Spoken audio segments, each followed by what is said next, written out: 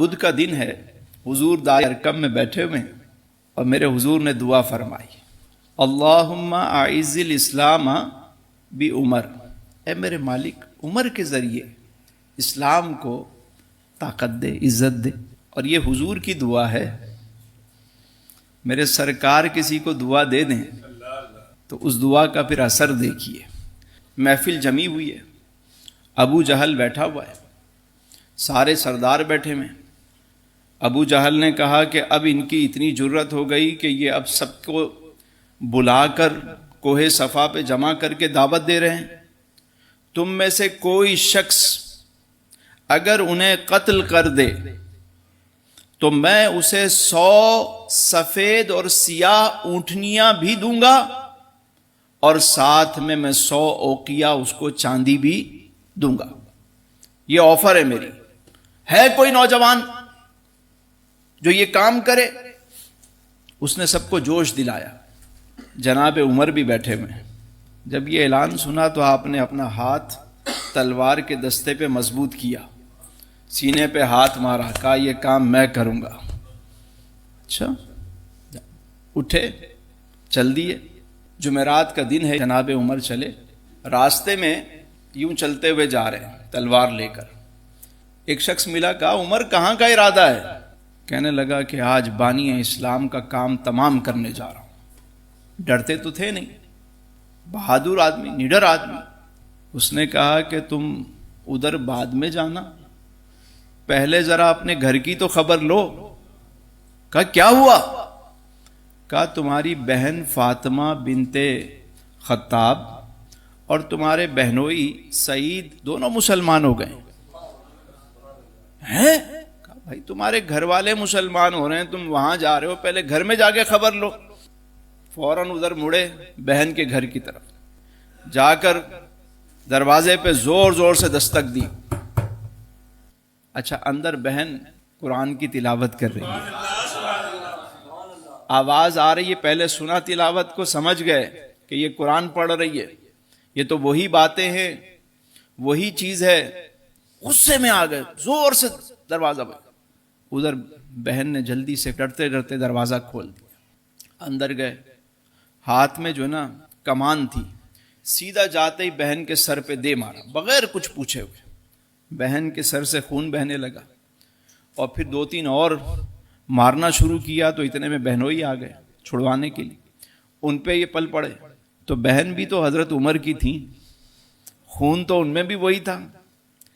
کہنے لگی عمر سن، تو چاہے ہمیں جان سے مار دے، لیکن کوچائے مصطفیٰ کریم پہ جو قدم ہمارے اٹھ گئے ہیں وہ واپس نہیں آ سکتے۔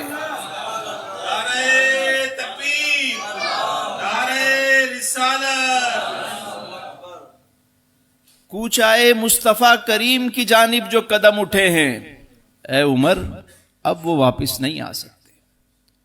میں اپنے بہنوئی کی طرف دیکھا، انہوں نے کہا کہ میرے ٹکڑے ٹکڑے کر دو، اب میں دین سے پیچھے نہیں ہو سکتا۔ حضرت عمر تھے تو زیرک آدمی، سمجھدار آدمی تھے، سوچنے لگے ایسا کون سا دین ہے جس دین نے ان کے اندر سے خوف ہی ختم کر دیا۔ یہ جو کلمہ ہے انسان کو بے خوف کرتا ہے، مضبوط کرتا ہے، یہ خوف اس کے اندر سے ختم ہو گیا۔ یہ ایسا کون سا دین ہے کہ جس پر یہ جان قربان کرنے کے لیے بھی تیار ہیں؟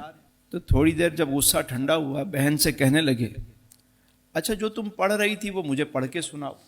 بہن بھی حضرت عمر کی تھی، فرمانے لگی یہ پاک کلام ہے، جاؤ پہلے پاک ہو جاؤ، طہارت حاصل کرو۔ حضرت عمر گئے، نہا دھو کر واپس آئے، اور بہن نے جو ہے وہ سورہ طٰہٰ کی تلاوت شروع کی۔ ادھر حضرت عمر زارو قطار روتے جا رہے ہیں۔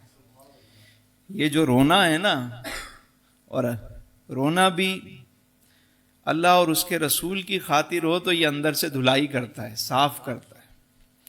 دل کی صفائی کا راز جو ہے نا، بس یہ آنسو ہے۔ آپ کسی چیز کو بھی دھونا ہو، آپ واش کرتے ہیں نا، دل کو واش کیسے کریں گے؟ دل پہ زنگ آ گیا، دل پہ کمی کجی ہو گئی ہے، دل سیاہ ہو گیا، اس کی دھلائی کیسے ہوتی؟ اس کی دھلائی صرف آنسوؤں سے ہوتی ہے. کس سے ہوتی ہے؟ یہ روتے ہیں تو وہ اندر دل صاف ہوتا ہے, دل ہلکا ہوتا ہے. اور حضور کے عشق میں رونا, یہاں تو لوگ دنیا کے لیے رو رہے ہوتے ہیں, یہاں تو اپنے اقتدار کے لیے رو رہے ہوتے ہیں. رونا ہے تو اللہ اور اس کے رسول کی محبت میں رو. روتے رہے. جب روتے رہے پھر کہنے لگے بہن سے, مجھے تم اللہ کے رسول کی بارگاہ میں لے چلو. اب مجھ میں ہمت نہیں ہو رہی کہ میں اکیلا جاؤں. تم بہن بھی ساتھ ہو لیں, بہنوئی بھی ساتھ ہوئے, سب چل دیے دار ارقم کی جانب. جب وہاں پہنچے تو جو صحابہ ڈیوٹی پر مامور تھے انہوں نے دیکھا دور سے کہ حضرت عمر آ رہے ہیں. اندر جا کے اطلاع دی کہ عمر آ رہے ہیں. حضرت حمزہ بھی بیٹھے ہیں.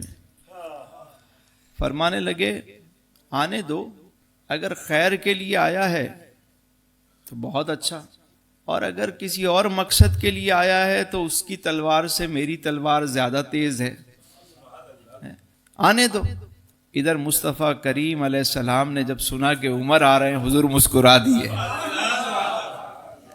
ہائے ہائے, میرے امام نے کیا کہا, اجابت کا صحرا عنایت کا جوڑا, دلہن بن کے نکلی دعائے محمد. اجابت نے جھک کر گلے سے لگایا, چلی ناز سے جب دعائے محمد صلی اللہ علیہ وسلم. یعنی حضور نے جو دعا کی وہ قبولیت کا صحرا باندھ کے اور عنایات کا جوڑا پہن کے دلہن بن کے, جیسے دلہن کو لے کے جاتے ہیں. اللہ اکبر, اللہ اکبر.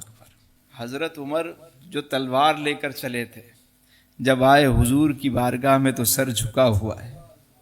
حضور کو دیکھا اور پھر دیکھتے رہے.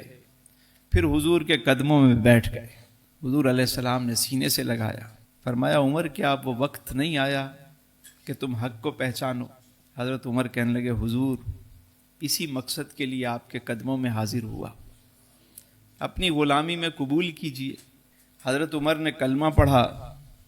اب جیسے ہی حضرت عمر نے کلمہ پڑھا تو صحابہ جو خوف میں تھے وہ خوشی سے ایسا نعرہ لگایا کہ مکے کی وادی گونج اٹھی. نعرہ تکبیر. صحابہ نے زور سے نعرہ لگایا, نعرہ تکبیر. مکے کی وادی گونج اٹھی. حضرت عمر ایمان لائے.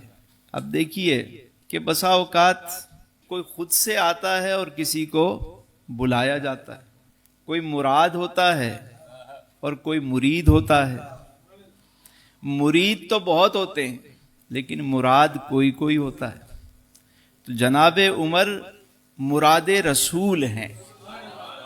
حضور کی خواہش تھی کہ عمر جیسا زیرک آدمی, بہادر آدمی اسلام قبول کرے. اللہ نے حضرت عمر کے نصیب. اچھا بسا اوقات ہم یہ سمجھتے ہیں کہ ہم خود چل کے آئیں, ایسا نہیں ہوتا. کبھی کبھی کسی کی دعا کام کر رہی ہوتی ہے, بندہ وہاں پہنچ رہا ہوتا ہے. حضرت عمر نے جب اسلام قبول کیا تو کہنے لگے حضور تھوڑا سا ٹائم دیجئے, بس میں ابھی آیا. سیدھا گئے حرم میں. ابو جہل کی محفل لگی ہوئی ہے, سارے بیٹھے ہوئے. اچھا خبر وہاں تک پہنچ گئی تھی, کسی نے بتا دیا کہ یہ اپنی بہن اور بہنوئی کے ساتھ ان کو لے کے ادھر جا رہے ہیں, اور جس طریقے سے جا رہے ہیں سر جھکا ہوا ہے, چال بالکل بدل گئی ہے, تو لگتا ہے عمر نے اسلام قبول کر لیا. ان کے بھی جاسوسوں نے خبر دی. حضرت عمر پہنچے تو ابو جہل نے کہا سنا تم نے دین بدل دیا, تم نے دین چھوڑ دیا. حضرت عمر نے فرمایا کہ میں اصل میں دین میں نے نہیں بدلا, میں حقیقی دین قبول کر کے آ رہا ہوں. کہا ہم نے تو تمہیں بھیجا تھا قتل کرنے کے لیے. کہا وہ تو وہ بارگاہ ہے کہ جو گرفتار کرنے جاتا ہے خود گرفتار ہو جاتا ہے, جو قتل کرنے جاتا ہے وہ مقتول ہو جاتا ہے. وہ تو معاملہ ہی الگ ہے. انہوں نے جب دیکھا تو وہ سارے حضرت عمر پہ آ گئے, مارنا شروع کر دیا. اب عمر جیسا شیر ہو اور وہ بکریاں ہوں تو کیا مقابلہ. آپ نے کسی اور کو نہیں پکڑا, جو ان کا سردار تھا عتبہ, اس کو گلے سے پکڑا اور نیچے لٹا دیا, اور انگلیاں اس کے نرخرے پر رکھ دی, دبا دیا گلا. اب وہ اس کی ٹانگیں ہل رہی ہیں، چوز منع کر رہا ہے، سب ہٹ گئے. آپ نے جب دیکھا کہ وہ بالکل ہی ختم ہونے والا ہے تو ہاتھ چھوڑ دیا، کھڑا ہو گیا. وہ فرمایا کہ یاد رکھنا، آج کے بعد اگر کوئی دین کے معاملے میں آگے آیا بدتمیزی کرنے کے لیے تو اس کا پالا مجھ سے پڑے گا، اور پھر جانتے ہو میں تمہارا کیا حشر کروں گا. سب پیچھے ہو گئے. حضرت عمر ان کو سمجھا کے پھر گئے واپس حضور کی بارگاہ میں. لیکن جب کوئی شعر آتا ہے تو پھر ایسے ہی آتا ہے نا، کہنے حضور ایک بات بتائیں، کیا ہم حق پہ نہیں ہیں؟ میں کیوں نہیں ہے؟ کیا ہمارا دین سچا نہیں ہے؟ کیوں نہیں؟ تو حضور پھر ہم چھپ چھپ کے عبادت کیوں کریں؟ چلیں آج ہم حرم میں جا کے جماعت سے نماز ادا کریں گے. ہم دیکھتے ہیں کس کی ماں نے دودھ پلایا ہے جو ہمارا راستہ روک کے دکھائے. حضور علیہ السلام نے فرمایا اچھا چلو. اب جب صحابہ باہر نکلے تو حضور علیہ السلام درمیان میں، دائیں جانب حضرت حمزہ، بائیں جانب حضرت عمر، پیچھے صحابہ کی جماعت، اور اس شان و شوکت اور پورے پروٹوکول سے حرم پہنچے اور جا کے نماز ادا کی وہاں. اب کفار نے دیکھا تو ان پہ ایک